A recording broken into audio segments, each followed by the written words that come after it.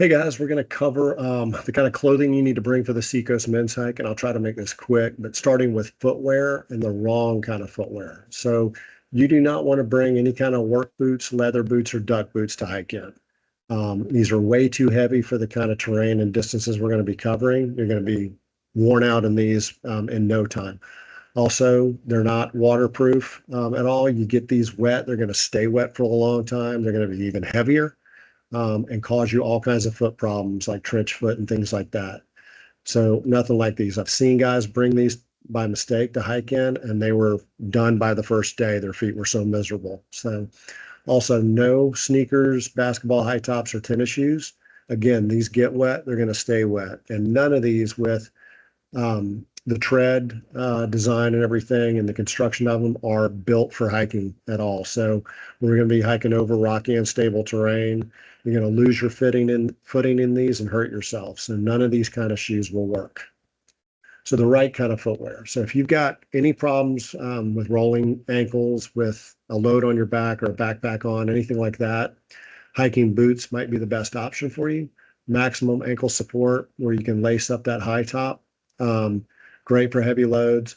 They're a little bit heavier than hiking shoes. The higher end brands, though, are pretty light, but you're going to pay for that. The Ultra brand pictured here, this is the hiking boot that I've got.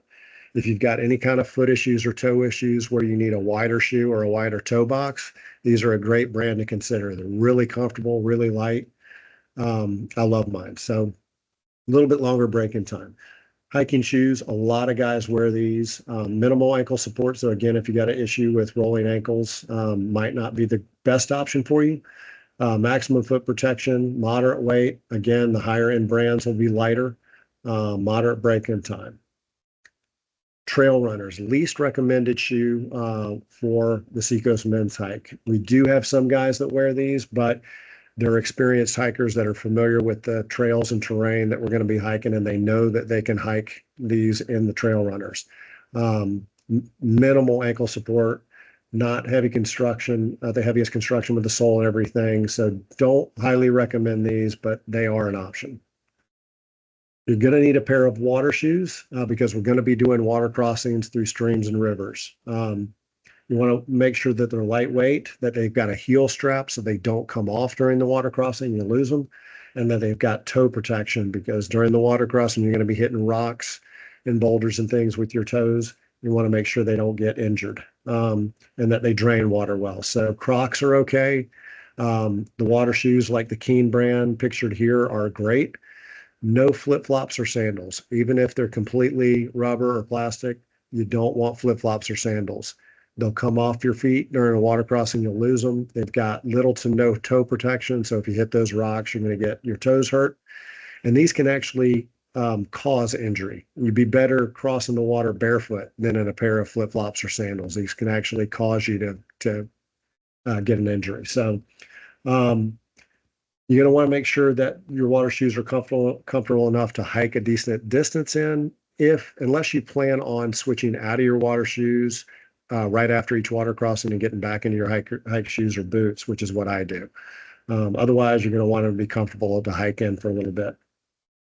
A sock liner, lightweight synthetic sock, helps prevent friction. Again, if you're going to be hiking in these at all, that's a good option. So footwear tips, try before you buy. Hiking shoes or boots are not something you really want to order off Amazon. It's, something that you really need to try on, have a professional fit you for, make sure that they're completely comfortable, that they've got no rubs or tight spots. That's kind of hard to do if you're ordering off Amazon and returning them and stuff like that. So go into REI or Half Moon Outfitters, someplace like that, and have a professional fit you. It always pays off. So uh, hiking shoes or boots tend to be a half size larger than your normal shoe size. But again, this is where you want to invest a little bit extra money and time into. If there's one piece of equipment that I would advise spending a little extra money on, it's hiking shoes or boots because they're going to have to take care of you through the whole hike, and they take care of your feet, which is what you're using the most of. Um, all right, so socks. 100% merino wool is the best. Great durability, moisture wicking, so they'll wick the moisture and sweat away from your foot. They dry quickly. They're a little bit more expensive than fully synthetic socks, but you can still find them on Amazon, like in a 3-pack, I think, for pretty reasonable. Next best option are fully synthetic socks, a nylon polyester blend. Average durability, they wick moisture away great, they dry quickly, they tend to hold on to odor a little bit worse than merino socks do. But the absolute no-go as far as socks is concerned is any cotton at all. So even if it's a cotton blend with polyester or something else like that, if there's any cotton in it, you don't want to bring it. They don't wick moisture away. If you get them wet, those cotton fibers are going to hang on to that moisture and that water, and it takes a long time for these to dry. So that can cause blisters or trench foot. And if it gets cold, hypothermia. So no cotton of any kind for your socks. My underwear, again, no cotton, not even if it's a cotton blend. So leave your cotton briefs at home and your boxer shorts. These tend to be cotton blends as well. And these have a little too much room in them. You're going to be covering a lot of distance, rubbing, your legs together and moving your legs a lot. You don't want any room for chafing or anything like that. So best idea to kind of leave your boxer shorts at home. So you want to go with nylon, polyester, spandex blends, like the full synthetic brief shown here. These are 32 Cool brand. I think I buy these off of Amazon in a 3-pack, pretty reasonable price. I love these, they're perfect. I'll bring 3 pair of these on the hike, 2 in my pack, 1 in the car to change into after the hike's over, and I'm fine. If you want to make sure that you stay warm, if you want to get a fully synthetic pair of long underwear, that's fine too. I usually just stick with the briefs, but if you want long underwear, that's a good option as well. So pants, again, absolutely no cotton. So no jeans of any kind, no cotton warm-up or sweatpants, no cotton shorts of any kind. Leave those at home. Again, what you want to stick with are the nylon polyester spandex, like the hiking shorts shown here, or even better yet, convertible hiking pants. So I bring 2 pairs of these on the trail and I'm fine. That's what I got. So you put these on early in the morning when it's colder. You get to a break during the hike, you've kind of warmed up a bit and you're starting to sweat. You can zip the legs off and you're in shorts. So a couple of pair of these is what I advise, but the shorts are fine as well. If you plan ahead of time, you can order 5, 6 pair off of Amazon, try on the pants and the shorts, keep the pairs that you like, send back the pairs that you don't like. Okay, so shirts, again, absolutely no cotton t-shirts or cotton blend t-shirts or tank tops. So you're going to be provided a Seacoast Men's Hike synthetic t-shirt. So you're going to have 1 t-shirt already. You're going to want to bring 1 to 2 more with you. And if you want to make sure you stay warm in the early mornings or in the evenings, good idea to bring a synthetic long sleeve. So again, 2 to 3 fully synthetic shirts is a must. All right, outerwear. Again, no cotton. I'm sure you're seeing a theme at this point. We don't want any cotton on this hike. No cotton sweatshirts, jean or cotton jackets, and no hunting or wax jackets. Even though these wax jackets are, pretty waterproof, they're way too heavy to be packing on the trail. So you don't want to bring those.